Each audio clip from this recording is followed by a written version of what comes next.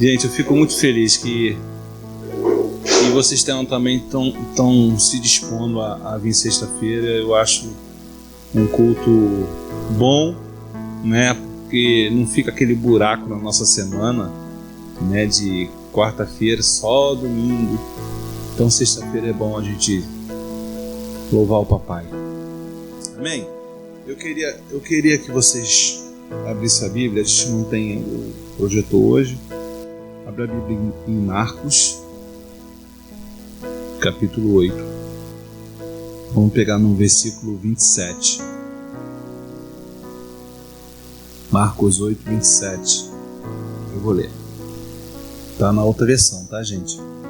Vai acompanhando aí.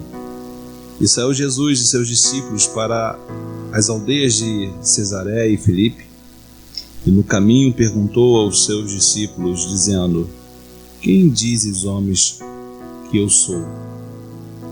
E eles responderam: João Batista, e outros Elias, mas outro um dos profetas. E ele lhe disse: Mas vós, quem dizeis que eu sou? E respondendo Pedro lhe disse: Tu és o Cristo. Amém? Até aqui. Vamos fazer uma oração. Senhor Deus, te convidamos, meu Pai, para estar nesse lugar, meu Pai. Queremos, Senhor, ter o privilégio, Senhor, de estar diante de um Deus todo-poderoso, um Deus que fez os céus e a terra, que nos criou, Deus. Queremos nos fortalecer com a Tua presença, Deus. Queremos prestar, meu Pai, como sacerdotes Teus, Senhor, queremos prestar o nosso sacrifício pessoal. Senhor, o nosso sacrifício pessoal, Senhor, é o domínio da nossa vontade, que muitas vezes se encontra em estar em outro lugar. É o domínio, Senhor, de nossos pensamentos, Senhor. Como está na Tua palavra, nós levamos todo pensamento cativo a Ti. E hoje estamos trazendo nossos pensamentos para a Tua casa. Então, Senhor, que esses sacrifícios, Senhor, venham subir com aroma suave, Senhor, a Ti. Que a nossa atitude, Senhor, de estar nesse lugar, de clamar, de orar, de buscar nesse lugar, Senhor, venha ser entendido por Ti, meu Pai, como uma atitude de fé, uma atitude de busca, uma atitude de entrega. Faz de nós, Senhor, verdadeiros adoradores, meu Pai. Faz de nós, meu Pai, pessoas que verdadeiramente se entregam para Ti, Deus, porque é isso que o Senhor busca. Está na Tua palavra que o Senhor busca verdadeiros adoradores que Te adorem em espírito e em verdade. Então, Senhor, tem muitas pessoas que acham que pode, fazendo muito, vai agradar ao Senhor. Não, o Senhor quer adoração. Adoração com nossos gestos, adoração com a nossa forma de ser, adoração com a nossa sinceridade, adoração com a nossa entrega. O Senhor quer tudo, Senhor, de nós, meu Pai. Mas tem que ser de coração. Tem que ser, meu Pai, de entrega voluntária. Assim como o Seu Filho se entregou por nós. Em nome de Jesus, meu Pai, abençoa cada mente, cada família representada aqui nesse lugar. Senhor, em nome do Senhor Jesus, meu Pai, repreende, meu Pai, repreende todo pensamento contrário, todo pensamento que rouba, Senhor, a nossa pessoa desse lugar. Deus, em nome do Senhor Jesus, queremos estar inteiros, meu Pai, na Tua casa, não em parte, Senhor. Portanto, Senhor, a gente não pode anular os nossos problemas. A gente quer, meu Pai, colocar, Senhor, a nossa adoração diante de Ti, porque Tu és o nosso pastor, Tu és aquele que cuida de nós, Tu és aquele que trata de nós. Então nós queremos cuidar das Tuas coisas, Senhor, para que o Senhor venha cuidar das nossas, Senhor. Em nome do Senhor Jesus. Amém. E graças a Deus. Amém. Gente, como palavra introdutória, a gente tem uma pregadora, mas acho que ela não veio. Mas eu fico bem à vontade, porque é culto de oração. Então, se não tiver palavra, a gente ora. E ora mais. Amém? Então é importante que a gente tenha liberdade na casa de Deus, liberdade. E mais importante, que a gente esteja por inteiro. Quantas vezes a gente esteve em algum lugar e o nosso pensamento estava em outro? Quantas vezes a gente entrou num lugar e não estava ali? Quantas vezes você já até conversou com uma pessoa e não estava prestando atenção na pessoa? Então, isso acontece muitas vezes dentro da casa de Deus e comigo, com você. Se a gente não se dominar e não ter o domínio próprio nessa hora, nós somos roubados da casa de Deus. E a gente veio aqui para adorar a Deus, amém? A gente veio aqui para buscar Ele mesmo, para falar: Senhor, eu preciso de Ti, eu preciso da Tua presença, eu preciso, Senhor, da Tua essência, Senhor, eu preciso, como eu já vi numa música, eu preciso do perfume do Teu Espírito Santo, amém? E eu quero ser espiritual. Eu tenho certeza que todos querem ser bem espirituais, porque para ser espiritual hoje em dia não é fácil. Para ser espiritual mesmo não é fácil, porque muitas vezes as pessoas querem ser espirituais no momento em que todo mundo que estão num grupo, mas ser espiritual o tempo todo significa se entregar o tempo todo, orar o tempo todo, não deixando de fazer nada, mas sempre estando com uma palavra de oração na cabeça, na mente, nos pensamentos, fazendo as coisas. E ser espiritual assim chega a ser um sonho para muitos, porque muitas pessoas não conseguem mais. Assim como a gente vive, as coisas do mundo vai apagando. Se a gente deixar, vai apagando tudo que você escuta aqui. Tudo que todas as suas convicções, todas as suas certezas vão sendo apagadas pelas coisas do mundo, pelas atividades do mundo. Se você não buscar Deus, tudo se apaga, a ponto de você ver pessoas que estavam anos dentro da igreja sair como se nunca tivesse entrado numa igreja, como se aquilo nunca, todas as palavras de bênção que ela recebeu nunca tivesse tido força para enraizar naquele coração.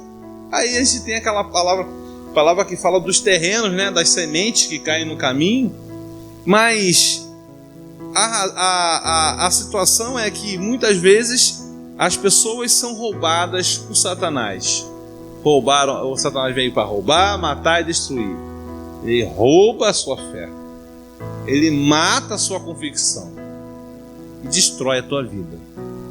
Aqui diante da gente tem um texto que eu acho que fala muito no nosso coração, que é o texto que Jesus chega para os seus discípulos, aquele que ele se apresentou como Filho de Deus, aqueles que ele testificou como o Filho de Deus. Então eles reconheciam que ele vinha das profecias, né?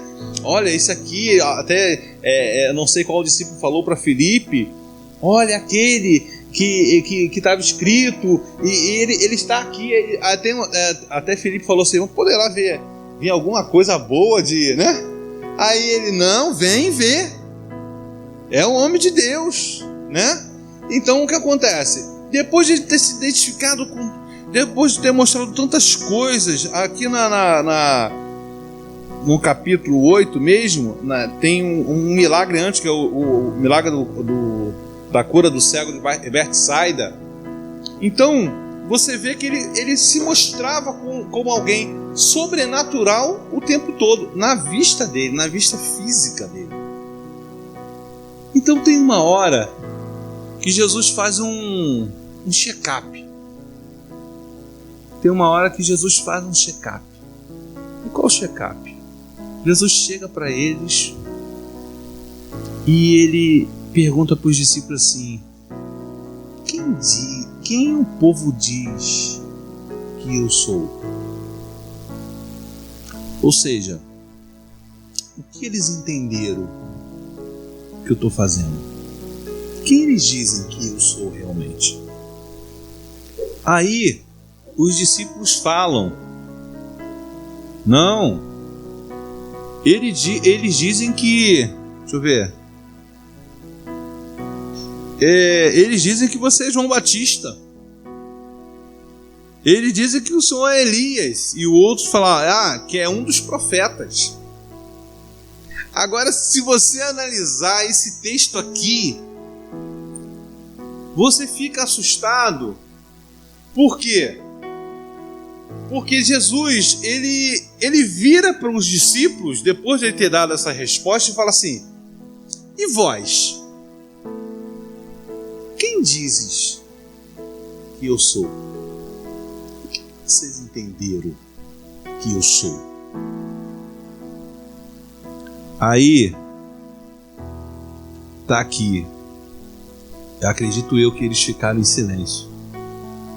Aí Pedro tomou a frente, como aquele cara que sempre toma a frente, e falou: tu és o Cristo.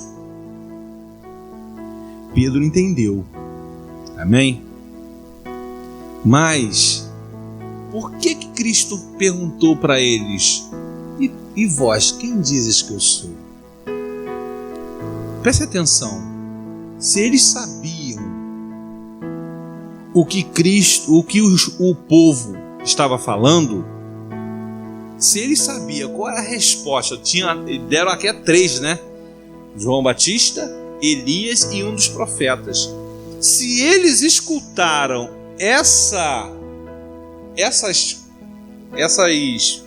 respostas do povo, não, isso aí é João Batista, significa que eles de repente não repreenderam aqueles homens, significa que eles mesmos não apresentaram, significa que eles apenas ouviram.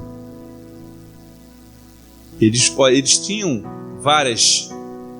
Aqui não diz, porque a Bíblia é detalhista, aqui não diz que ele nesse momento que estava tocando esse assunto, aqui não diz que eles falaram: olha, Senhor, a gente escutou que um dizia que o Senhor é Elias, mas a gente falou isso, que não é, que o Senhor é o Cristo. A gente escutou um falando que o Senhor é João Batista, mas a gente foi lá e fez isso. Não, eles apenas escutaram. E aí você fala assim: poxa, a história é legal, né? A história é legal. Mas se hoje Jesus ou uma pessoa comum olhar para você e falar assim: quem é Jesus? Quem é Jesus? Você sabe que hoje em dia a informação está muito completa, né? Está muito acessível. Se você apenas falar assim: Jesus é o Filho de Deus que veio à Terra para morrer, a pessoa que vai falar assim: mas isso eu sei. Eu estou perguntando para você: quem é Jesus? Foi nesse tom que Jesus virou para os discípulos e falou assim: tá, você falou o que eles pensam, mas o que você pensa de mim? Quem eu sou para você? Quem eu sou para você? Então, com certeza a gente vai ter muita resposta diferente. Tem gente que vai conhecer Jesus como um Deus de cura, que recebeu uma cura. Não, Jesus, para mim, Jesus é um Deus de cura. Tem outras pessoas que vai falar assim: para mim, Jesus é um Deus, para mim, Jesus representa transformação de vida, de caráter. Para mim, Jesus é um Deus de união. Depois que eu entrei na igreja, a minha família está mais unida. Para mim, Jesus é um Deus de prosperidade. Depois que eu entrei na igreja, não me falta nada. Mas a gente sabe que existem várias respostas, mas existe uma resposta que Deus quer escutar de mim e de você. E qual é a resposta? Tu és o Cristo. É essa a resposta que agrada a Deus. Sabe por que isso agrada a Deus? Porque antes dele ser um Deus de cura na tua vida, antes dele ser um Deus de restauração, de caráter, antes dele ser um Deus de cura, de prosperidade, de união, Ele é Cristo, aquele que morreu por mim e por você. E a nossa salvação, ela está acima de tudo isso. Porque eu posso não ser curado de alguma enfermidade e ir para o céu. Eu posso não ser restaurado em alguma coisa e ir para o céu. Mas eu também posso ser curado e não ir para o céu. Eu também posso ser restaurado em alguma coisa e não ir para o céu. Por isso que em Eclesiastes fala que melhor é um sepultamento do que uma festa. Aí tu fala assim, coça a cabeça, pô, peraí, melhor ir para um velório, para um enterro, do que ir para uma festa? Porque ele estava dando denotação ao final. Melhor é o final do que esse presente que a gente acha. Melhor é o resultado da vida. Por isso que Paulo falou assim, o que me adianta ganhar o mundo e perder a minha vida? O que me adianta isso tudo? O que me adianta ter tudo que eu acho que eu posso fazer, que eu posso ter e perder a minha vida? Não é verdade? Tem uma passagem que fala assim, o homem fala assim, minha alma, deleita-se, come e bebe, os celeiros estão cheios, né? Aí vem uma palavra de Deus assim, louco, essa noite perderão a tua alma, e o que tens preparado para quem vai ser? O que você tem agora, quando você partir, para quem vai ser? De que isso te adianta? Então, a nossa resposta ao que Cristo é para nós, a nossa resposta para Deus, a nossa resposta sobre o que nós entendemos quem é Deus, modifica a nossa vida. Porque aquelas pessoas, Jesus já tinha feito várias curas, várias libertações, e nesse capítulo 8 ele pergunta para os discípulos quem eles dizem que eu sou, porque eu já fiz muita coisa por eles, mas eles não entenderam nada. Muitas coisas eu fiz por eles, eu já curei cego, eu já fiz muitas coisas, mas o que eles entenderam de mim? E aí? E vocês que estão assistindo tudo, o que você diz que eu sou? É isso que a gente tem que entender. Como é que a gente crê em Cristo? Será que a gente se alega por ter a nossa salvação? Será que a gente cultiva isso na nossa vida? Isso modifica tudo, meu irmão. Porque você não pode entender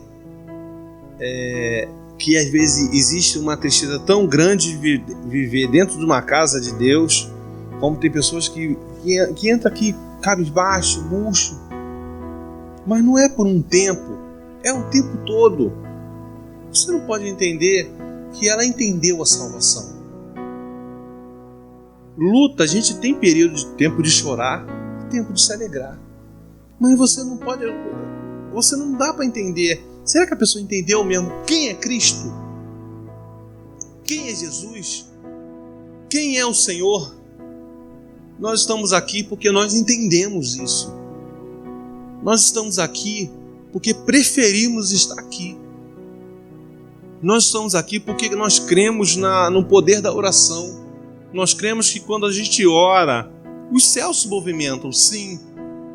Não pelo poder que existe em nós, mas pelo Espírito Santo que intercede, que usa a gente como instrumento para alcançar vidas. Amém? Então, a sua vida aqui é importante. A sua vida aqui bloqueia ações satânicas. A sua vida, porque quando a igreja ora, existe força espiritual nisso. Existe, porque é uma palavra de Deus, como Jesus falou, como o centurião falou para Jesus: se o Senhor me dá uma palavra, vai ser a cura vai chegar na minha casa. Uma palavra que o Senhor dá aqui, a cura chega lá.